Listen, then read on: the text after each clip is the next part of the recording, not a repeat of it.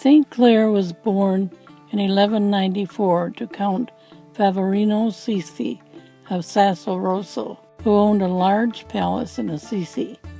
In her teenage years, St. Clare lost interest in the worldly things offered by her wealth. When she turned 18, she heard St. Francis preach a Lenten sermon. She decided this is how she wanted to live as well. On a Palm Sunday, St. Clare attended church with her family. After the service, she left the crowd and descended to a very humble chapel where St. Francis and his disciples were waiting.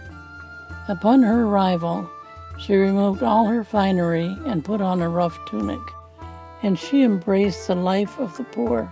Other women joined St. Clare in following the rule of St. Francis, and together they formed a group that would become known as the Poor Clares.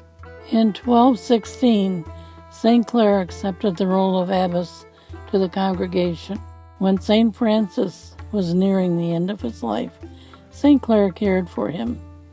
After his death, St. Clare worked on the continual growth of the congregation. During her life, she suffered long periods of poor health, but she would joyfully endure these difficulties in her imitation of Christ. Roman Emperor Frederick II was at various times at war with the Pope. It was during one of these disputes that the emperor's forces made their way to St. Clare's monastery and began to assail it.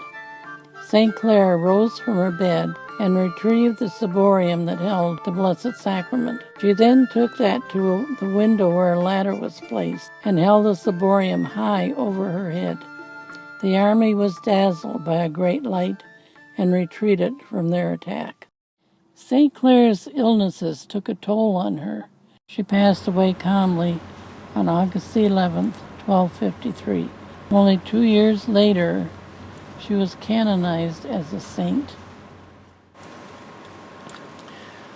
Saint Clare of Assisi, a contemporary of Saint Francis, brings her light into this Hall of Saints, representing the vocation of thousands and thousands of women who have followed the spirit of Saint Francis.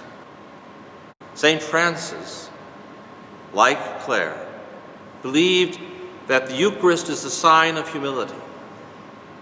Venerable Solanus also had tremendous faith in the power of Eucharist. He would often recommend to those who would come to him, have faith, trust, go to Mass, receive communion, trust in the power of Jesus in the Eucharist.